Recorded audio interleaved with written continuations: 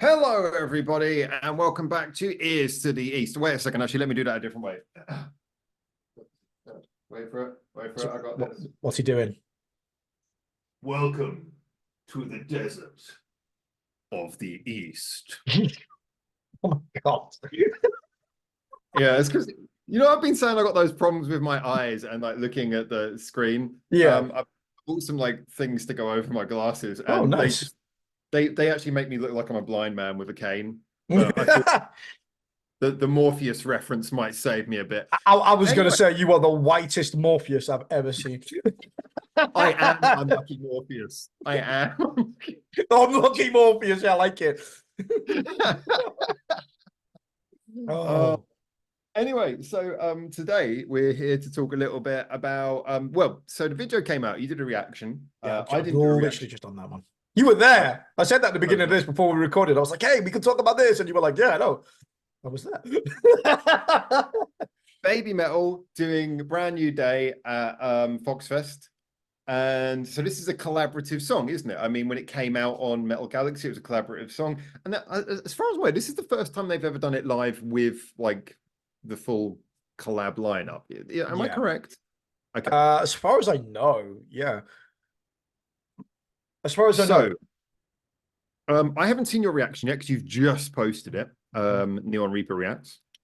Um, so what were your thoughts on this before I get into it? And I, I thought it was really good. Like my only complaint to it was it's pretty standard. Now I know there's going to be a backwards and forwards conversation for this for me, but I always feel like if you're going to do something at a festival and you're going to bring Tim and Scott on stage, I feel like they need to have a little bit more to do. Now I know maybe as Baby Metal fans and obviously to say true to the song, you're just gonna maybe play brand New Day and let them do their parts. But I feel like if you've got Polyphia on stage, you kind of need to lean into like more of the Polyphia thing. So I was kind of gutted to see them not have their own take on the song a little bit more. Yeah, maybe a little bit more Polyphia-ness, if that's is that a word? yeah, if my, and I'm going to look forward to seeing in the comments about this because this will kind of like inform what I'm about to say. If my suspicion that this is the first time they've played this live is true, then I guess that kind of in a way would justify them just playing it live. But if indeed they have done this before, they've got together and done this song before, then yeah, I kind of agree with you. Then maybe they should have a little bit more fun with the concept, but it might just be a celebration of that. I don't know if this was included in the video. Again, I haven't seen the live video, Yeah. but I know when they did it live, it started off with this cool build up, and I knew what was coming because the build up had like this little click sound in it. I was like, oh, they're going to do Brand New Day. Yeah. I kind of got that straight away because I always really like that aspect. Yeah, I like that little aspect of the production. I know some people find it a little bit irritating, but I kind of like it. I think it's cool. So I was expecting Brand New Day, and I thought that intro was really cool. That build up was nice. It gave the song a little bit more impact when it finally came in. Yeah. I was a little bit surprised though that they basically just kind of like they turn up on this higher platform of the stage and they just stand and play, and it's a very Yeah. static performance, which is cool, but I guess it's interesting, isn't it? I guess they're trying to focus you in on what's going on guitar wise, etc. Yeah, I mean, there's not too much you could do when you're a guitar player, really. I mean, you could bob up and down the stage and get the crowd worked up, but like you just said, then they were kind of stuck on a little tiny box with like not much space to really move. There's not much you could do apart from kind of look cool a little bit. We don't want any more falling off stages. Yeah, That's not another. yeah, exactly. It was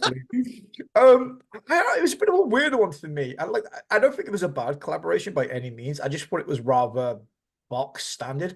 And Do you mean personally, as a do you mean fan, the original collaboration, or do you mean this live rendition? this live rendition of it, it What do was you think just of the original song, by the way? I like the original song. The original song is really good. Okay. Brand New Day is one of those songs that it grows on you. When I first heard it, I was kind of like, oh, okay. But I think it's kind of like transformed into a little bit of a cult classic now. I think a lot of big metal fans really like Brand New Day, myself included. Um, so yeah, it's just I think it's one of those songs that got better over time. But I don't know. I just would have liked to see I mean, I can understand it from both point of views. Like I said, if it's the first time you want it to be box standard, you just want to make sure you do it well, and the audience is fine. And I said this in the reaction. I said, let's be honest, like 90% of that crowd is there for baby metal. Let's not try to kid ourselves there. So I can understand maybe why Tim and Scott's time maybe was a little bit like limited and they didn't go like too buck wild. But at the same time, I feel like if I always feel I'm still in the mindset that a collaboration on stage is something that should be really special, and there should be something to mark that special occasion like out as unique. So I would have liked them to lean more into that a little bit more. Yeah, I think like Polyphia is interesting because I was chatting to a couple of the other lads who were there. Hi, by the way. And it was it was kind of brought up that there's so day one, this was on day two. Actually, to be honest, I don't know. They might have done this on day one as well. So apologies, having not seen it, I don't know if this was filmed on day one or day two. I just, but anyway, when we went, Polyphia were the third of five listed acts. Yeah. The only one after them and before BABYMETAL was obviously Electric Callboy. So the way that I was looking at it is, it still seemed that there was a ringing endorsement that a lot of people were Polyphia fans, and I did see a lot of Polyphia shirts. I did see a lot of Polyphia banners and stuff. Oh, so they're very popular. A lot of support. So I think if they'd gone a little bit, I mean, they went pretty heavy into Ratatata. So I think if they'd gone heavy into this, people would have liked it anyway. But the crowd was pretty pumped up for this. I think they could have maybe done more of it, but I think a lot of people, it's one of those ones where people were just so happy to see it. Yeah. I can't deny, I've got to say, I said this before, every time someone shows that there's a live video of Metal-y, I always watch it for the same reason. I'm just hoping this is the one where Tom Morello appears. Tom Morello just pops up on stage. I know, good. This was such a big show that I was like, when Metal-y started up, I was like, oh my God, if this is the one where Tom Morello appears, this is going to be like life completed. It's like next level achieved. But when he turned up as the usual video, I was like, oh, I can live with that. I can live with it. My heart is a bit broken, Tom. But I know. I know. I mean, if there's ever a time to do it, the first Fox Fest, and that would have been the time. I always feel like, I mean, I know. We always say like, oh, other artists should go up their way to just like do their things with BABYMETAL, but he's probably busy and doing his own stuff as well. Yeah, we tend to forget that. I do accept that. At least he stays busy. So I mean, but this moves us on to the other topic that I know really was what we were talking about when we talked about this video today, is because obviously this is one way of doing a live collaboration, and you I know you sort of raised the topic of like live collaborations as a general. So what kind of, look, before we get into it too much, what was the reason why you suggested that topic? What about that topic's really on your mind? So going back to what I said before, I said I've always been that type of person. This is just my own personal point of view. Again, if you're different, I'd love to know in the comments. But for me personally, like if you're gonna do like a festival and it's gonna be the first time where you do a collab with an artist, then I always feel like there needs to be a uniquely different element to that collab. A couple of years ago, it feels like we're getting into like the Marvel Cinematic Universe of music at the minute, where like I feel like everybody's collabing with everybody, and like at what point does collabs become a little bit too much? Like at what point do we get like the MCU kind of like fatigue of it when collabs don't become special anymore? I guess the answer to that is like sort of written in the question, when they become shit and all the same. Well, that's what I'm borderlining on the Polyphia one, because I was expecting something unique, and I'm not going to say I was disappointed, but I was a little bit let down to see it not be as unique with two potentially groundbreaking bands as it was. Maybe I'm just being a little bit harsh here. You're asking a fair question. I mean, if I would perhaps reword that back to you then. I mean, to use the MCU comparison, obviously, I think, I don't want to get too far into this because obviously everyone's going to have different opinions on this, but I think most people will agree that the whole MCU problem, and this is more as wrong with movies as a general, is that they became more about having like big names and everything, but like the storylines were, you know, no one was writing interesting stories. It was all just becoming the same. It was just churned out CGI madness. And I guess you'd say the equivalent would be is if you just had like songs being churned out over and over again, which were production over quality of songwriting, and it was just a right way to get like famous singers in them. But that seems to be for me more a question of how the song is originally written, the song that's produced. So there's a difference, I think, between having a sea of bad collaborations or cash-in looking collaborations and what you're talking about, which is the live aspect. Because the live aspect, all you're really doing is playing a version of a song. But are you saying that there could be unoriginal ways of playing songs? You know, do you put the same weight on a live performance of a collaboration being as original, or is it more important that just the song is written to be original in the first place? If that makes sense.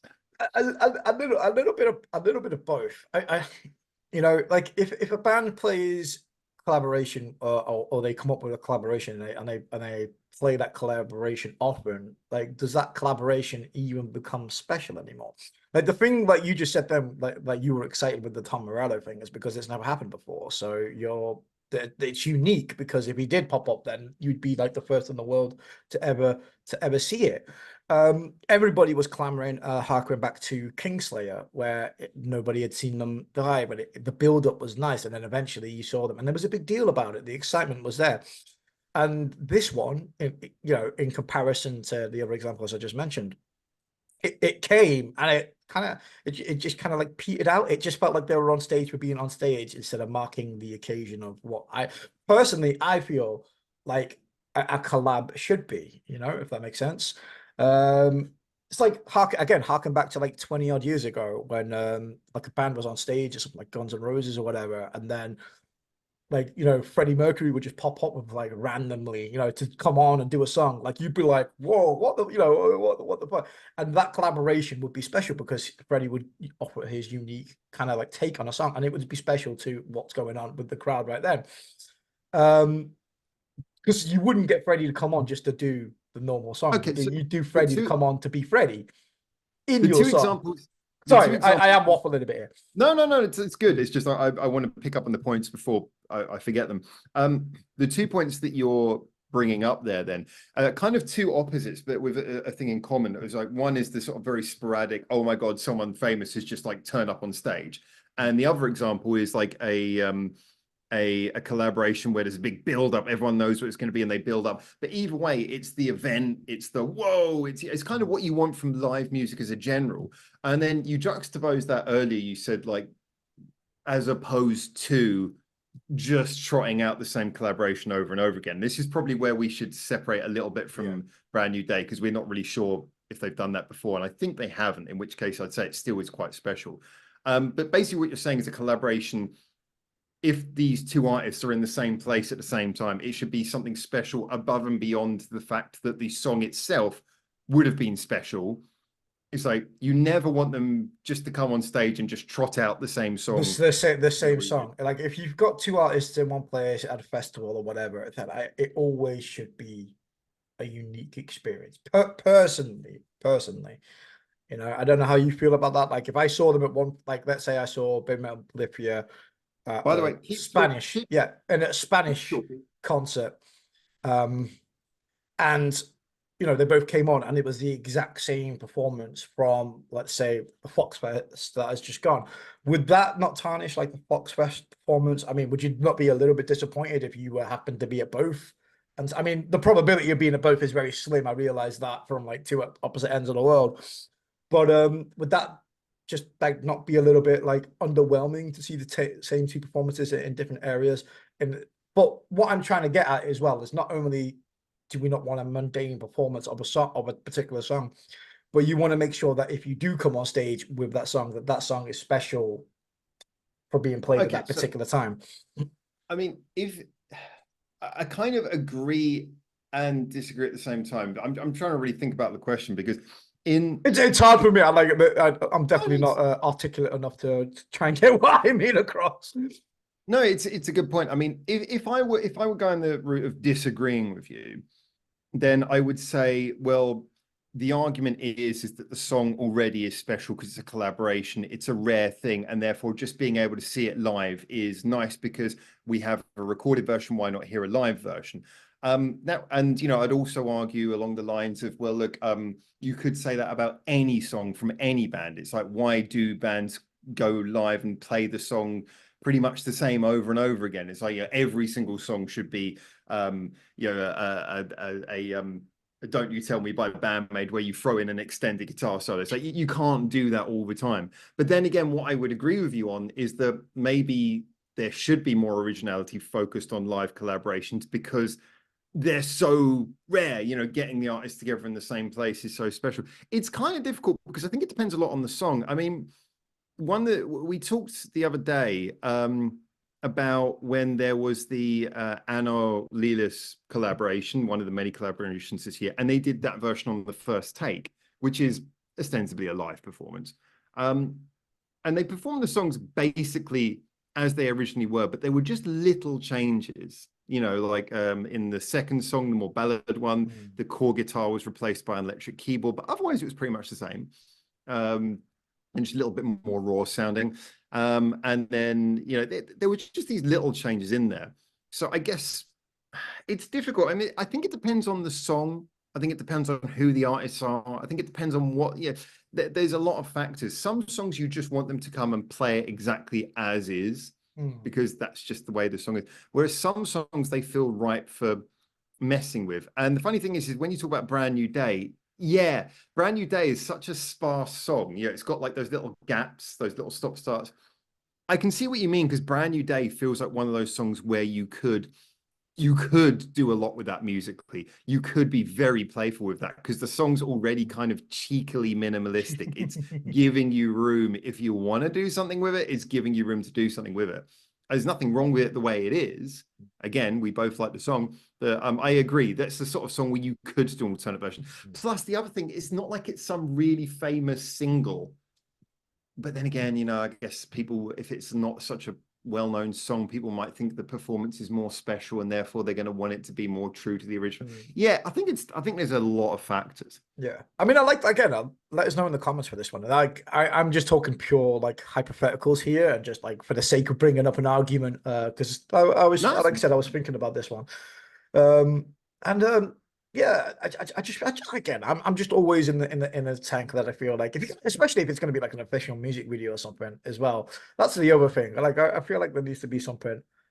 That's true. Something, but then again, in that there is no original official music video. So in a way, you could say this is the only music video for Brand New Day, and as the only music video, it should be true to the original. That might be. I mean, yeah, you could make that argument. Yeah, totally could do. That this is now the definitive music video for Brand New Day, so they're going to have to play it pretty much to the original design to make sure they got a definitive music video. I did like the intro to this. I guess I guess that's the point. If there's going to be a live video, but there's already an official music video, then yes, then I think the live version should be different. If you do a live version, it's just you playing it the same as the recording, there is no point having an official live music video. It's just like this serves no point. So you already went into a studio and recorded it beautifully already. Why are you doing this again? If you're going to have an official live video, it should be you doing a performance, like making a definitive version of your live performance. I said it before about Don't You Tell Me by BAND-MAID with the extended solo. If you're going to do an official music video for Don't You Tell Me, you're going to do that solo. But if you're going to do an official music video for Brand New Day, which doesn't have a normal music video, you're just going to want to get a version of the song down that's beautiful and accurate and a tribute to the definitive studio recording. What do you think? Yeah, no, I agree with that. Again, there's so many different aspects, so many different possibilities. Like I said, whether or not you've got a music video, whether or not you don't, whether or not it's official, it's not the official. The answer to your question is, why would you do that? Marketing, money. Yeah, I think as well. You look in the comment sections of most of these videos, and there's like always like loads of people going, oh, live version's better, live version's better, which I don't think, I think the percentage of people is maybe overrepresented in vocal comments, but there is still a lot of people who are like live version is better, is the kind of their Pokemon call. But this goes back to the original topic of if the live version is exactly, like, if the live version is exactly the same as the studio version, then what's the point? You know, like you want it to be.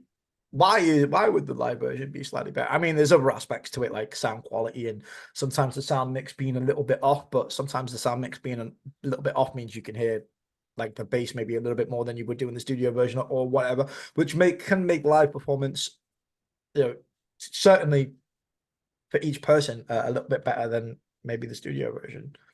I mean, in every band I was ever in, and certainly with every band I work with who will allow me this kind of creative say so, I've always been a great believer, because obviously I love the studio aspect, but I think what's often, what I often don't mention as much, so obviously I work a lot with live music as well. I kind of love both of them, and I hate that people crap on the studio aspect so much. But you know, because the studio aspect, because you get the song sounding so perfect if you do it right, you get it exactly how you want it to be. I kind of almost want artists to always do a live version that is different from a studio version, because I'm like, what if I just turn up and you just perform it exactly as it is on the record? It's like, that's kind of cool, but I'm here, this is an event, I'm here to see. So in a way, I kind of would be of the school that I almost want to hear every song done with just something a little bit special for the live performance. I'm really into that. You know, I mean, Yeah, if you same. do a most popular song and you do it totally different and it's a slightly duff version, I don't care. I'm just there for the event. I'm there to see you play with your music and represent your music. Right? I mean, going back to what you said about the first take, that was one of the reasons why I really like Baby Metal's version of Monochrome, just because it's so fucking different compared to what the studio version is, and I still love going back to that version, like all the time. I got to listen to those songs now. Every time I listen to Monochrome, I got to listen to the studio, and I got to listen to the first take version, just because they're so drastically different, but both so great. But we did talk about as well, I mean, it's often overlooked, is that, you know, the first take get people usually to do two songs when they go in. And of course, they did the piano version of the one, which was not quite so amazing. And so this kind of goes back to what I was saying before, is that there's always a risk when you do a different version of a song. And if you're performing live and you do a very different version of the song, for someone like me, I'm always going to be like, hey, you do a different version. One of them, I'll be like, oh, this is like a really awesome version of Monochrome. I'm so glad I was here to see it live. And then you'll do that version of the one. I'll go, okay, that wasn't so great, but hey, I'm glad I was here to see it live. Here's a question for you though. Do you think we're getting to that point in where maybe there's like too many collabs? Because like obviously Baby Metal have been doing like a shit ton of collabs recently with artists. Bring Me the Horizon, Little Uzi Vert, Tom Morello. They did Imagine I, although I wouldn't class that as a proper Sabaton collab. But years ago, yeah, that was a few years ago. They've had the F Hero stuff as well. The F Hero stuff, and now obviously they've been on the stage with Electrical Boy, POLYPHIA. So you know they've been doing the rounds, and then obviously you got the likes of BAND-MAID and stuff like that at the minute that have, you know, pretty much said we're going to be doing collabs with other artists at the minute. They've already done two. They've already gone two. We expect more. You know, are we getting to the point maybe a little bit where maybe collabs aren't as special maybe as they used to be? I think so here's the thing, my initial concern or uniqueness maybe is the this is kind of the concern, and so I'm going to give some opinions here that will probably be hot topics, but I think we discussed them before. I mean, so basically to set the scene, I think it became obvious early this year. I've said it, we've discussed it, and I know you agree on this, that whereas 2023 felt like the year when the music industry came back in Japan full swing, 2024 feels like the year of the collaboration. I mean, obviously domestically as well. You know, Anno and Leadus was a big one. I know that didn't fly so much overseas, but it was a very big deal, double-headed collaboration. There's been a lot of this going on. And, you know, sometimes that can be concerning, because sometimes it looks like the death throes of people who've run out of creative ideas, desperately trying to do things. But I don't think that's the case here. I think actually that this is a lot of artists who, in some cases, are seeing ways to expand overseas. You know, BABYMETAL obviously were early with this with Metal Galaxy, but they've been looking at this angle for a while. and they've really got to grips with it recently with fantastic collaborations, you know, being on Leave It All Behind, but also curating things like Metal into existence alongside Ratatata. Obviously, BAND-MAID, you know, doing those well. You have the ones doing it domestically. I think it's just that a lot of artists are seeing the potential now. Don't worry, I can't hear whatever that noise was. Oh, it's a bike going past. There's always one knobhead on the estate in there. So seeing Don't worry, my talk actually waffled it out. But yeah, so basically, I think there's a lot of artists seeing the potential for it as a creative thing. Now, I'm going to say that we have already started to see the best and the worst of that. We're already seeing some examples of artists getting together, stuff like Leave It All Behind. Now, Leave It All Behind is probably not a good example for a Japanese industry, because that was mainly sorted out by Thailand. You know, that was obviously Body Slam, F-Hero put it together. But, you know, them getting on that brilliant collaboration, Ratatata as well, Anno and Leadus. But we've also seen some collaborations where they felt like they were more just for the sake of the names involved than necessarily delivering us anything that we went, oh, wow, that could have only been the product of you two. And I think that's... Sorry, well, here's a pot kettle black question for you then.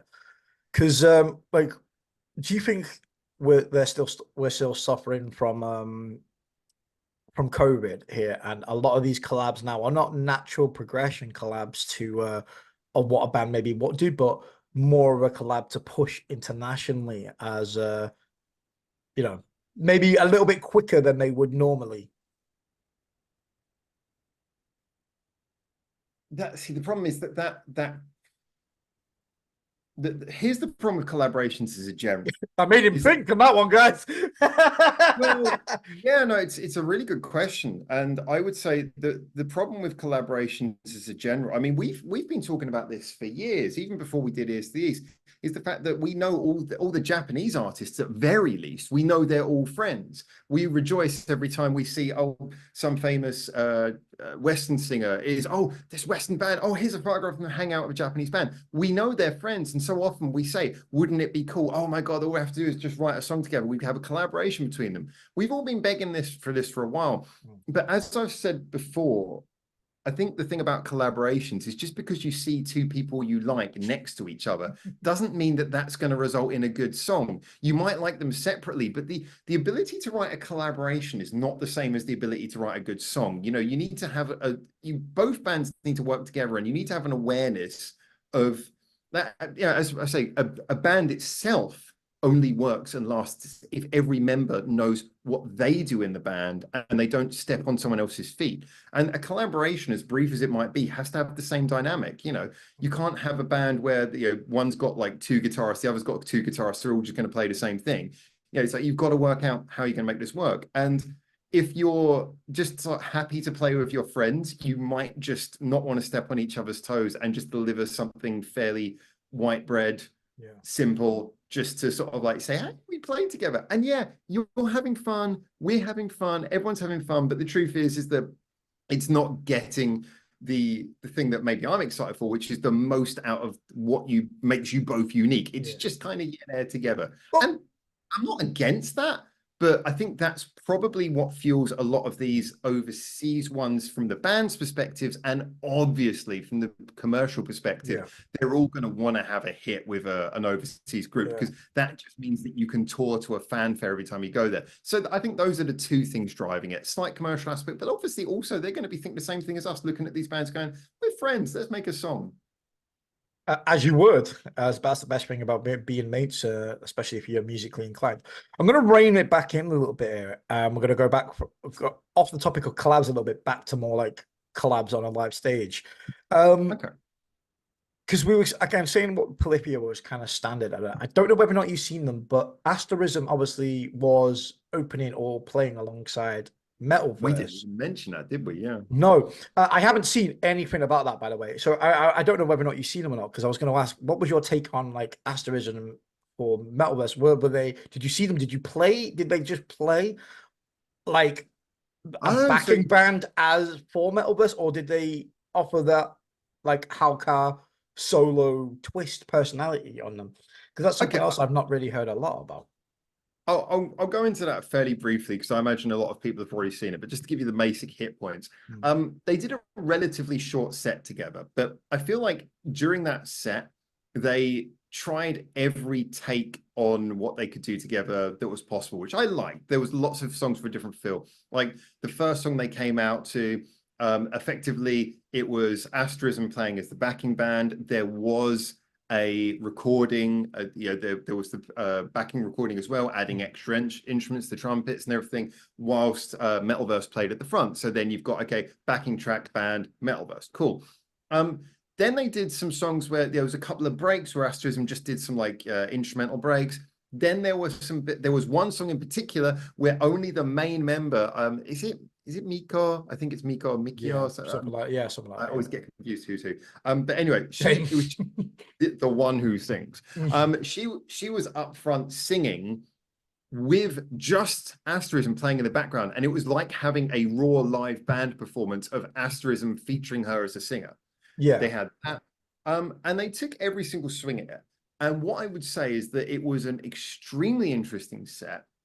I was glad to see them trying things. I do think from a personal perspective that the one which was just Asterism playing as a band with her as the only person ever on stage singing lead, that was the one that appealed to me most of all. And we all know I'm a fan of pop, but I just felt like that got to the heart of where all of the musical entertainment was coming from.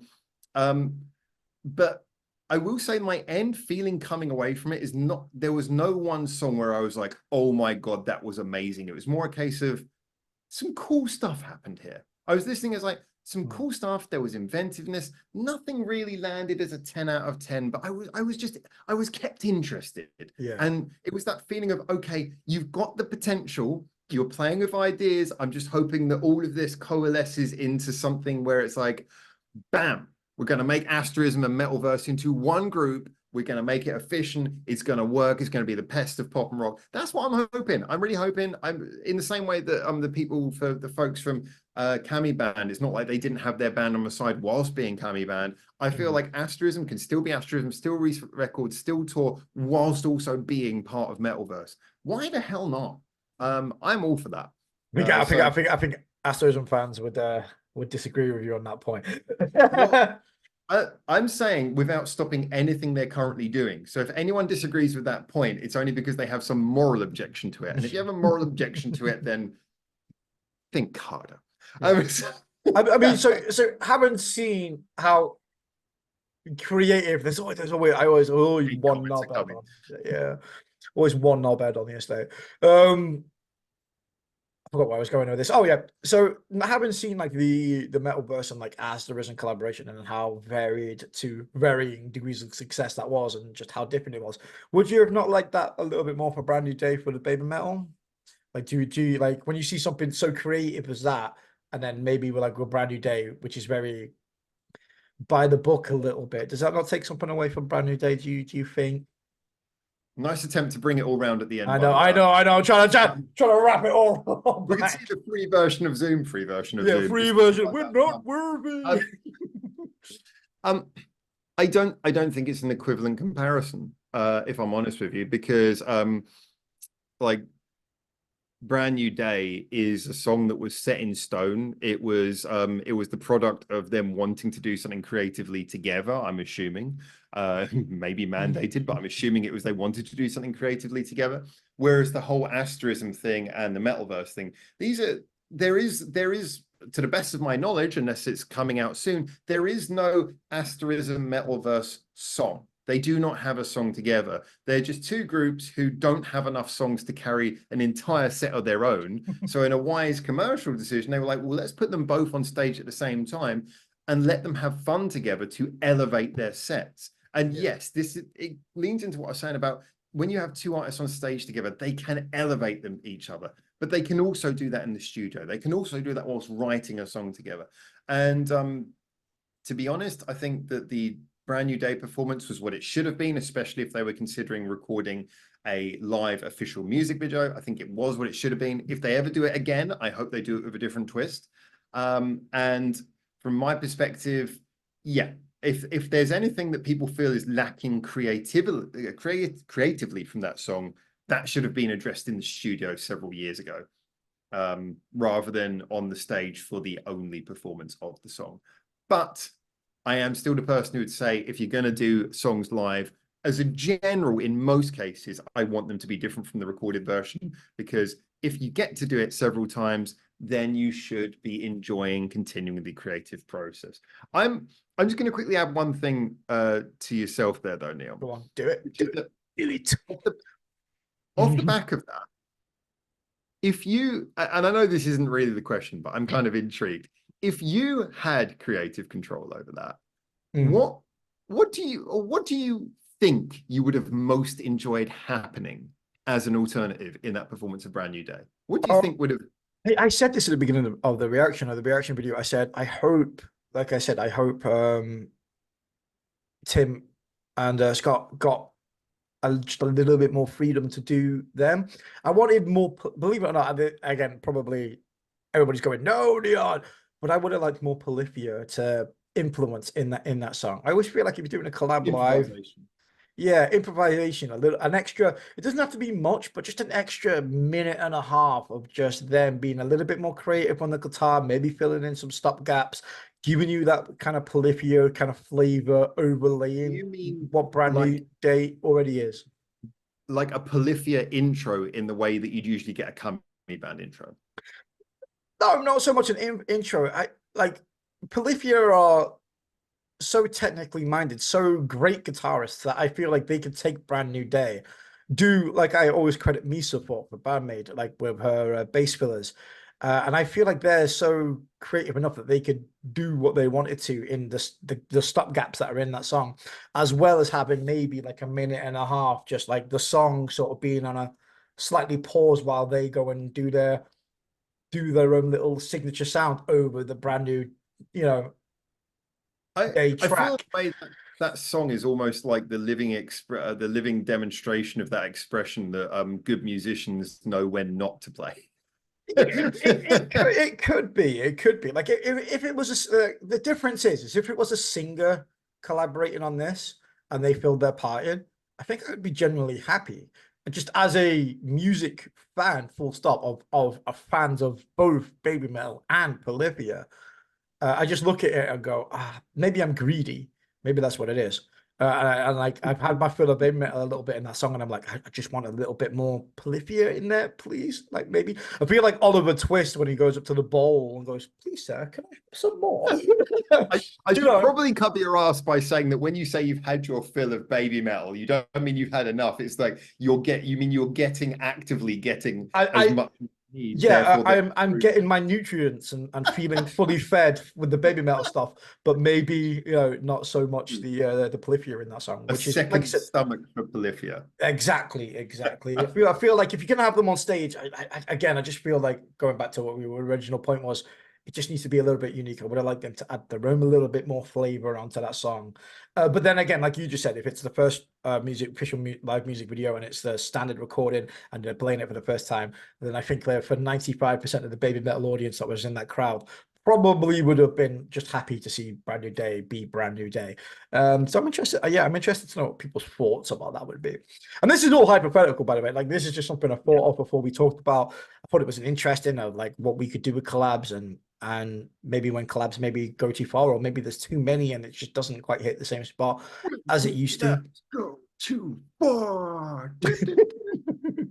Exactly. So I just thought it was an interesting topic to talk about. And like I said, I wouldn't say I came away with Brand New Day, the live version, disappointed, but maybe I saw potential there that I feel like they didn't tap into.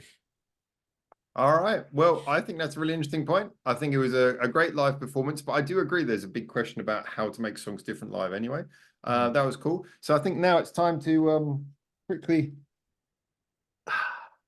wish our fans a lovely day. Go on. Give us your best Morpheus impression. Come on. What's a good way of saying goodbye as Morpheus? Matrix was so long ago. I know. Do take the red pill. I'll show you how deep the rabbit hole goes. Take the red coffee cup. I swear it's clean. And keep your ears to the east. Why golf? I have no idea.